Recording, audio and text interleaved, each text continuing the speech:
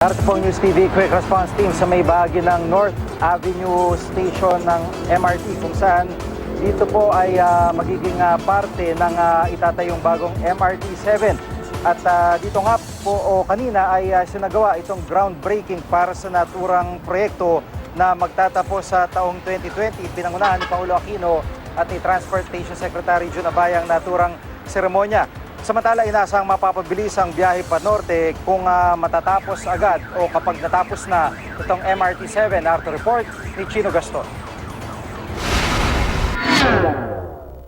Pinangunahan ni Pangulong Noynoy Aquino ang groundbreaking ceremony ng MRT-7 sa Quezon Memorial Circle kanina. Kasama din sa seremonya sina San Miguel Corporation Chairman Ramon Ang, DOTC Secretary Jun Abaya at Finance Secretary Cesar Purisima. Tinatayang aabot ng 23 kilometro ang haba ng MRT-7 na may kabuuang 14 na istasyon. Magsisimula sa Quezon North Avenue Joint Station ng MRT-7. Dadaan ito sa Quezon Memorial Circle, University Avenue, Tandang Sora, Don Antonio, Batasan, Manggahan, Doña Carmen, Regalado, Mindanao Avenue, Quirino, Sacred Heart, Tala at magtatapos sa San Jose del Monte, Bulacan. Inaasahang makakapagsakay ng 800,000 pasahero araw-araw sa oras na matapos ang paggawa nito sa 2020.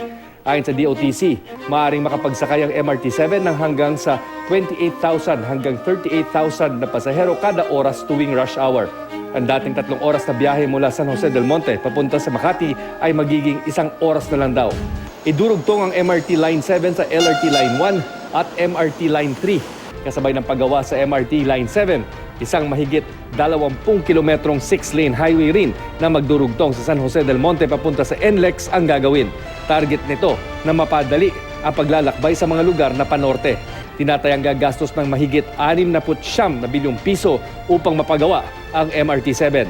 Ang San Miguel Corporation ang nanalong bidder sa proyekto. Ang Hyundai, Rotem, and TEI Consortium ang construction company na magtatayo sa MRT-7. Magmumula naman ang mga tren sa South Korea.